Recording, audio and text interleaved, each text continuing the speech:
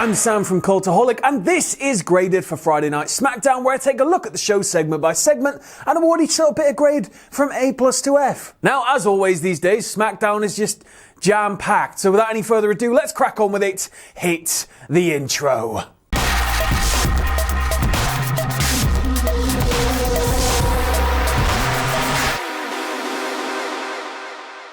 So we kick things off this week with Roman Reigns coming down to the ring with Paul Heyman. He grabs a mic and he says, essentially, you know what, I made Jey relevant. I took him from somebody where he'd be stood next to his twin brother and you wouldn't really be able to work out which one he was, to somebody who was at the forefront of everybody's minds. Roman then promises that he will beat Orton at Survivor Series, and then he's cut off by Drew McIntyre. What are you doing here, Drew? It's Friday. You don't work Fridays, you big silly. Drew says that it won't be Orton that Roman is facing at Series, it'll be him. He brings up the fact that he eliminated Roman from the Rumble. He brings up the fact that he made Lesnar his bitch at WrestleMania. And then he just sort of says, and you know, while you were away, I like to think that, you know, I'm the man now. Roman then cuts him off and he's like, yeah, but I'm back now, and since I've come back, nobody cares about you, Drew. Nobody watches Raw. I don't even watch Raw. Huge pop for that, Roman. And then Jey Uso comes out, and Uso's straight in the middle of it all, and he's getting into Drew's face, and he's sort of telling Drew, you know what, coming down here talking to my cousin like that, and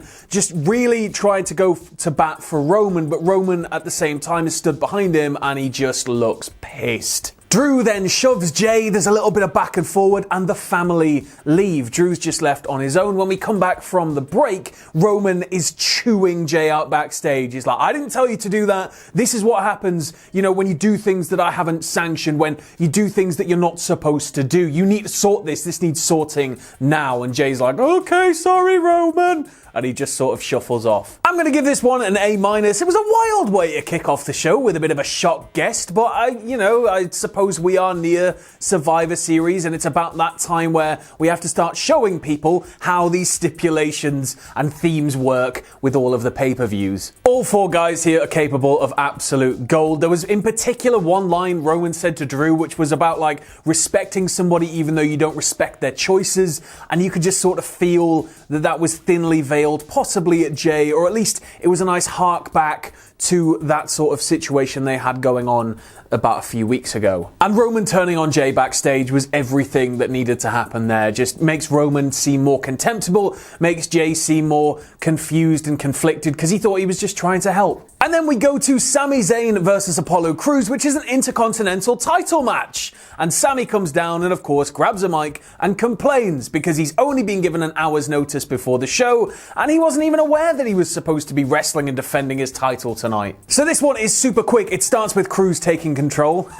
Crews control. Sami peels to the outside. There's a little bit more back and forth in the ring with Apollo again just dominating. And then Sami peels to the outside again, but he's able to pull the apron with him. So he pulls the apron away from one of the corners of the ring. It's just hanging out there on the floor, all like, you know, tangled up and stuff. And then when Apollo Crews comes down, Sami ties his feet to the center post in the ring, gets back in, and retains via count out. Now, I'm going to give this one a B-. It narrowly avoided the squash bracket simply because this did so much for Sami as a character, and Crews wasn't even remotely touched by this. So, like, Crews seemed, you know, like he was just there for a nice match. He wasn't expecting any of these stupid mental tricks from Sami Zayn tying him to the bloody ring post and everything. So, he looked dominant and everything, but Sami really came across as desperate and wily here, and it just lends more to his character if we just allow him to keep doing little snivelly things like this. And you know what? When they were interacting in the ring, it wasn't that bad. I'd actually quite like to see this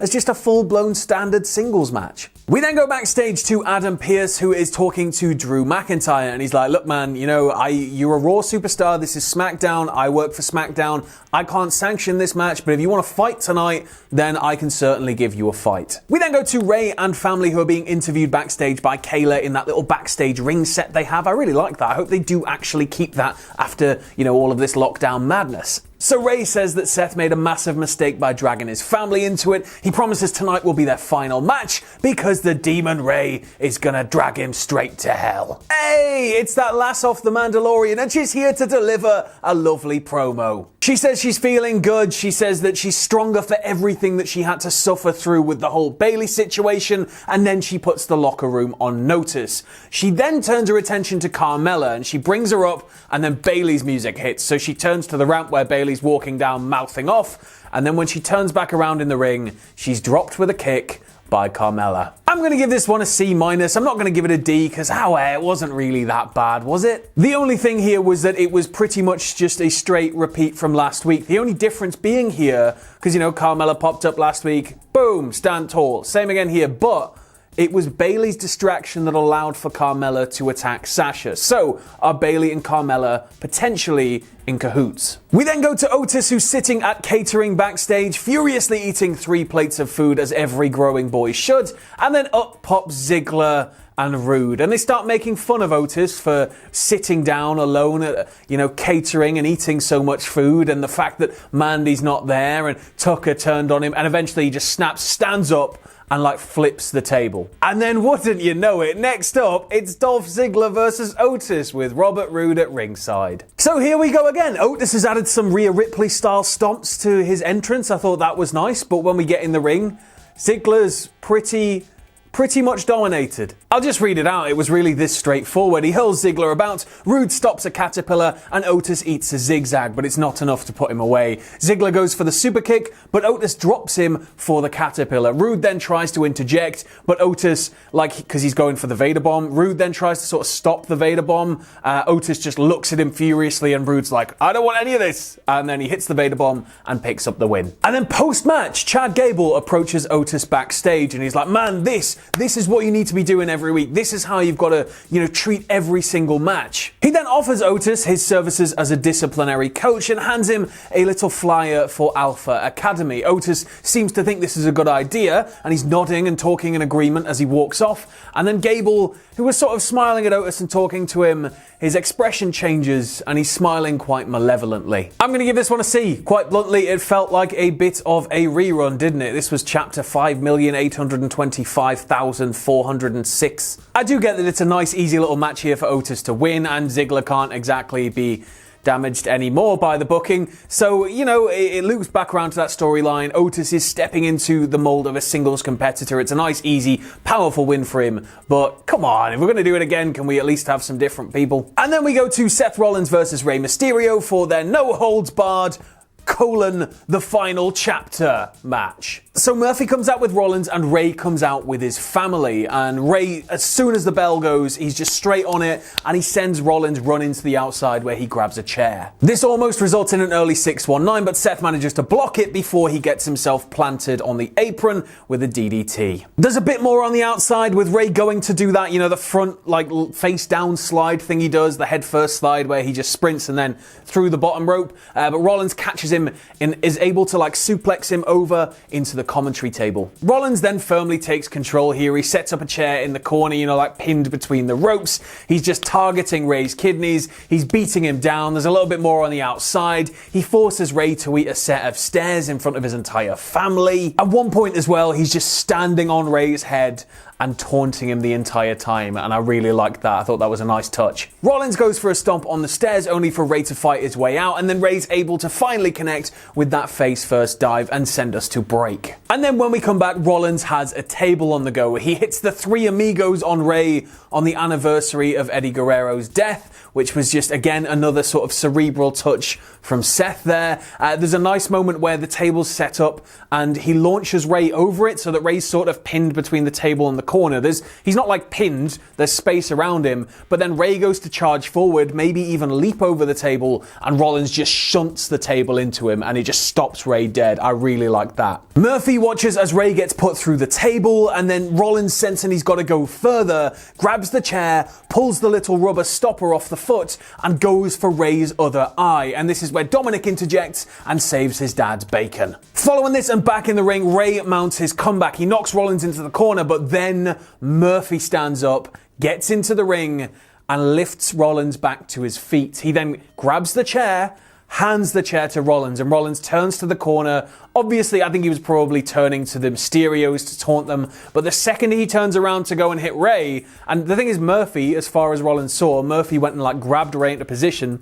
When Rollins actually turns around to attack, he's met with a massive kick from Murphy. So Murphy is actually a good guy, it's all fine, it was all a bloody ruse, but Rollins is of course just a little bit, just a tiny little bit, miffed. There's then, and nobody got injured, so it was just really funny. There's a 619 attempt after this, and Seth is in position, and Rey, the camera shot goes to the outside, and Rey just goes whoop, and just misses, and then he gets back in the ring, beats him down again, goes for it again, connects, but that isn't where it ends. He goes to the corner, he does Eddie's taunt, and he hits the frog splash to pick up the win. So Seth peels out of there, and as the Mysterios are celebrating, Murphy's just on the edge of the apron like the ghost at the feast. Aaliyah goes to motion toward him, Rey stops her, and he's like, no.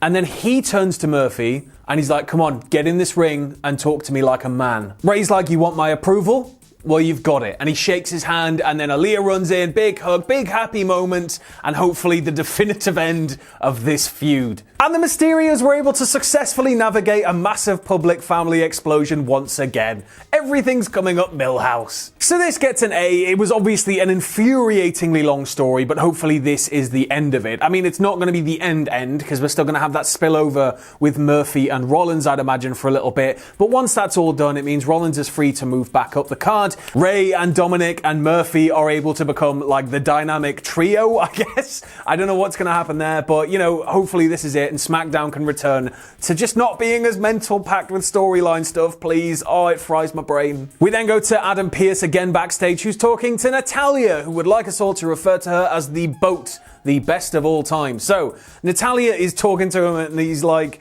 you know, tonight you're going to be in this match and it's going to be fine. You know, you got another chance to qualify. You might not have qualified the last 2 times, but you can still qualify. And she's like, but Adam, why can't you just add me to the match? She keeps saying that it's like her destiny, she has to do this and this is all a big part of it. And he's like, look, you've got a chance. And then she walks off a little bit annoyed. And then next to Adam Pearce pops up Chelsea Green. So Chelsea Green just pops up, smiles, and then that's it. We go to a break. And then after the break, Adam Pearce's night from hell continues as Seth Rollins is just braying on his office door. So Pearce opens the door and he's like, what is it? And Rollins is like, you know, I'm done with this whole Rey thing. I'm done with the Mysterios, but Murphy betrayed me and he's really got to be in his bonnet about Murphy and he wants his head on a platter. He's like, make it happen. And then we go to Liv Morgan versus Tamina versus Natalya versus, oh my god, all of a sudden it's a fatal 4-way match, Chelsea Green. So they announced her like it was some sort of surprise. They said, oh, it's now going to be a 4-way, and then they brought her out, and it was really nice, but I just feel like it was wasted given that she just popped up seconds ago. And of course, this starts exactly how you'd expect. Every single person piles onto Tamina. Everything breaks down, there's a bit of a brawl, and then Liv Morgan takes charge. So yeah, we get Natty and Liv going back and forth, with Liv almost picking up the win off a DDT. Natty then goes for the sharpshooter, and it all falls apart. She'll go again for it later, and again, she doesn't quite get it. And then after a little bit back and forth with Tamina, Liv's able to hit her with a facebuster and pick up the win. So Liv Morgan qualifies for the Survivor Series match, and I'm going to give this one a C. Now, it felt a little bit clunky and a little bit weirdly placed, and there is a reason for that. Unfortunately, Chelsea Green broke her wrist during the match, and that's why she's sort of there in the opening, and then the second she goes to the floor, you don't really see her at all after that. So all the best from us to Chelsea Green on her recovery. Hopefully we'll see you back in a SmackDown ring very soon. Natty once again failed to qualify, and this time she was like on the ramp just looking angry, maybe possibly a big old heel turn incoming for her, but I don't know what they'll do with it. And then Liv is just continuing to build her stock and move forward, and Survivor Series is going to be a nice amount of featured time for her to be in front of a larger audience. We then go to Drew backstage, who says, I came here tonight to deliver a message to Roman, but now I'm actually going to get to deliver a message to Orton through Jey. He says he's happy for Jey and everything he's achieved recently, but there's nothing more humiliating than getting your ass kicked in your own backyard. And then real quick, we have the last segment of the night before the main event, and it's Big E backstage, and he's approached by the Street Profits. Now they sort of want to apologise for last week when they were trying to dig around for some information regarding his teammates, and so they've cooked him up a lovely meal. And Big E takes the lids off of all of the trays, and all of the food is sculpted into the shape of an L. They say all the food's shaped like L's because that's what they're going to be serving up at Survivor Series, and then Big E just quite bluntly calls them Diet New Day, New Day Light, Budget New Day. They'll never be as good, and they'll never be the New Day. We then go to our main event of the evening, which is Drew McIntyre versus Jey Uso in an unsanctioned match, and ho buddy, you have made a mistake here, Jey. So Drew, being the human fridge that he is, sets about being a human fridge and just starts beating Jey down. Just strikes and throws, and strikes and throws, and strikes and throws. Jey does keep breaking free though. I mean, the guy's not a complete idiot. He knows that he's got to sort of get himself away from Drew. Drew's a big guy, got a lot of reach, and he is finally able to send him to the outside before we head to a break. And then when we come back from the break, Jey is firmly in charge, stomping a mud hole into Drew in the corner. The only problem is Drew just gets straight back up and charges him and drops him. And then he just goes to the corner where he has a little bit of a moment, and you can see that he hasn't even broken a sweat. He almost hooks in the future shock. He almost gets the pin on his sit-out spinebuster, but Jey is hungry. He delivers a super kick and he almost gets the splash. He gets cut off on the corner though, and Drew goes for a superplex, and then Jey is able to crotch him and drop him back into like a tree of woe. But as we know, Drew's got immense core strength, and he just sits upright and hurls him across the ring as he does. And then when Jey looks to be in serious trouble, Roman's music hits, and this distraction allows enough time for Jey to use the ring posts and then send Drew into the steps. The referee is counting the countdown. Now Drew is back in the ring, Jey is on the outside, we're up to 6, and Roman stops Jey from getting back in the ring. He's like, look, the win doesn't matter, because Jey's like, I'll beat him, I promise I'll beat him.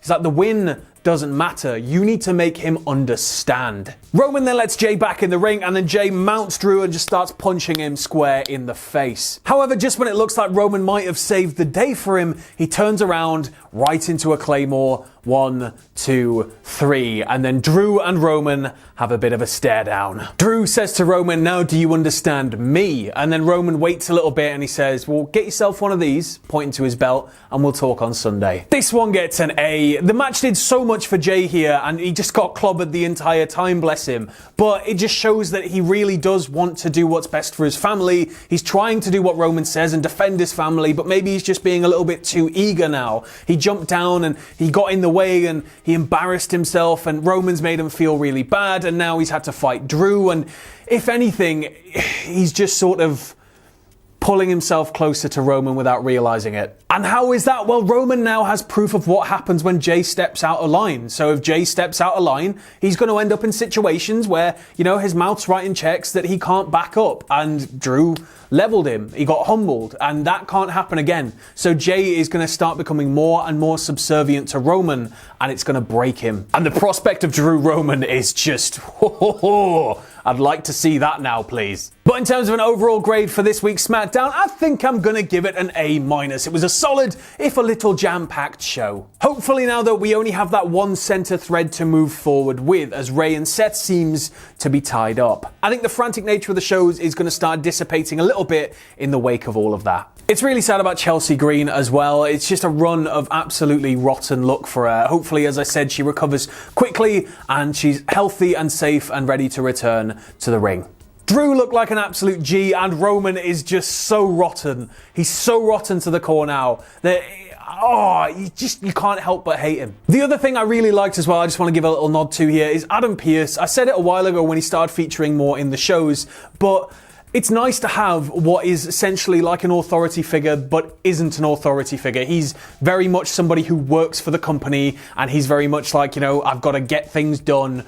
And he's only got so much that he can realistically do, I guess, but he's not there looming over everybody and being that heel authority figure or doing what, like, it's similar format, but in a different way. So I think it helps progress storyline stuff, but without so much interjection on his part. But yeah, that was graded for this week's SmackDown. What did you think of the show? Let me know in the comments below. But I've been Sam from Cultaholic, and as always, stay safe, and I'll see you soon.